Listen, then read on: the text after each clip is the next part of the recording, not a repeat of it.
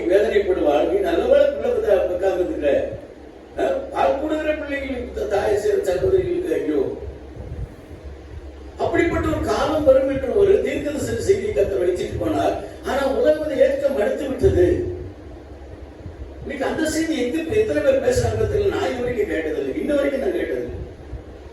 கடைசி இறுதி சிலுவைக்கு போகும்போது ஆண்டவர்கிட்ட என்ன பாரம், ஒரு நாள் வரும் இங்கே நீங்க எனக்காக அழுகிற அவர் அந்த உங்களுக்காக உங்கள் சந்ததிக்காக அப்ப சந்ததினா அப்ப அவங்களுக்கு நடக்க போறது கிடையாது. வரும் சந்ததி என்ன செய்யும், ஒரு நாள் ஒரு அவங்க மலைகளுக்கு போய் நின்று என்ன செய்வாங்களா, மலைகளே எங்க மேல என்ன செய்யுங்க விழுந்து கொள்ளுங்க.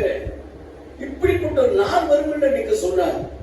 சிலுவைக்கு போற நேரத்துல கர்த்தர் உலகத்துக்கு கொடுக்கிற செய்தி என்ன, இப்படிப்பட்ட அழிவின் நாள் வரும், அதுக்காக நீ சாப்பிடுறியா. ஆனா அதை ஏற்றவங்களை மறந்துட்டோம் பாருங்களேன். எப்படி 7 வார்த்தைகளுக்கு இதுக்கு சம்பந்தமே இல்லை.